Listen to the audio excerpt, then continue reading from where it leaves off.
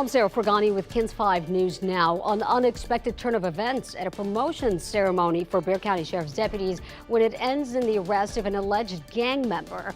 That ceremony took place Friday night on the city's west side near the scene on Zarzamora and Calaveras Street. Gang unit deputies say they spotted a stolen Kia that they were tracking and say the driver, 18-year-old Leah Campos, and the passenger, 25-year-old Destiny Ferdin, tried to get away and hid in an apartment complex nearby. But a short time later, Campos and Ferdin left the apartment and had no idea deputies were still waiting for them. They were both taken into custody. Meanwhile, San Antonio police say car thefts have spiked, with reported incidents up 53% last year. They released this video on their Facebook page. Detectives saying it only takes seconds for a thief to drive off in your car.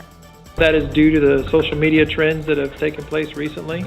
Spare key fobs, spare keys, or anything like that inside your vehicle, those can lead to your vehicle being another statistic in the city of San Antonio.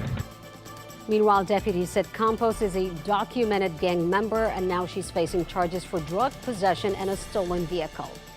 Disturbing allegations against a local man accused of beating and choking his girlfriend. According to an arrest affidavit in July of last year, David Moren Jr. was upset his girlfriend applied to work in a strip club, so he attacked her and bit off part of her nose. Detectives say Moren and the victim had split up, but he continued to call her and even broke into her apartment.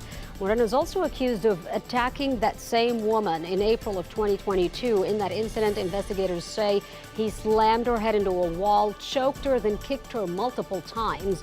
Moren was also arrested back in 2013 and charged with murder, but according to online court records, that case was dismissed because a witness did not show up to testify.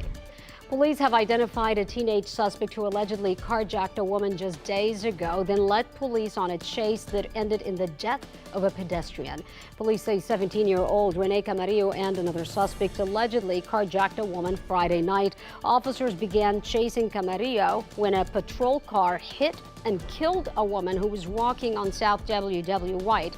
Officers stopped to help, but the woman died. Camarillo was arrested nearby, now facing multiple charges, including murder. Witnesses of a shooting that police believe was a result of a mental health episode are describing what happened. Police believe a 16-year-old boy suffering from a schizophrenic episode fired a couple of shots toward a family member's truck that had a baby inside. Fortunately, no one was hit. A witness says officers did a good job de-escalating a dangerous situation. Young, he's going to have to live with that, but right now he can get help. If he has a mental issue right now, he can get help for that. But if somebody were to have passed because of his situation, that's harder. Police say it's too early to tell what charges the 16-year-old will face. The pandemic's impact on businesses is still being felt, according to the San Antonio Restaurant Association. They saw a 64% dip in customer traffic and a 47% decline in sales. Now they have a message for our community.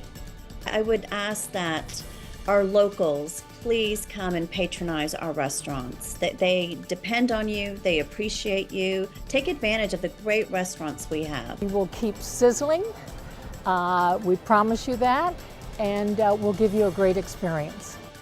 Now, the Texas Restaurant Association says it is now keeping track of the statewide economy for things like food prices that affect prices across the board.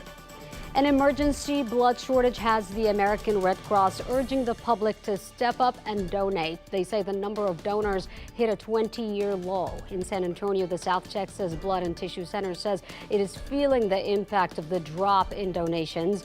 9-year-old Lyric Lampkin is trying to spread the word. She has sickle cell disease, and her parents say a blood transfusion makes all the difference for Lyric. One thing with sickle cell is that when patients like Lyric receive blood, they try to match it as close as they can with the same ethnicity. Getting blood from the Black community will definitely help her and others. Now, they also say nationally, minority donors have dwindled. So if you would like to schedule a blood donation, visit southtexasblood.org or call 210-731-5600. 5590. Drivers sound off on construction around the Rim La Cantera area as TxDOT says it is not ending anytime soon. TxDOT says they need to build 4 flyover ramps in that intersection, and to do that, they need to keep the closures going. They say the work is about 40% complete, but it's a growing pain for drivers in the time being. We didn't know that the traffic was here until we found it. It came to a standstill. A 20-minute drive turned into a 2-hour drive, literally. They expect to have the first flyover ramp completely finished by the end of the year. That's KENS 5 News Now. I'm Sarah Forgani.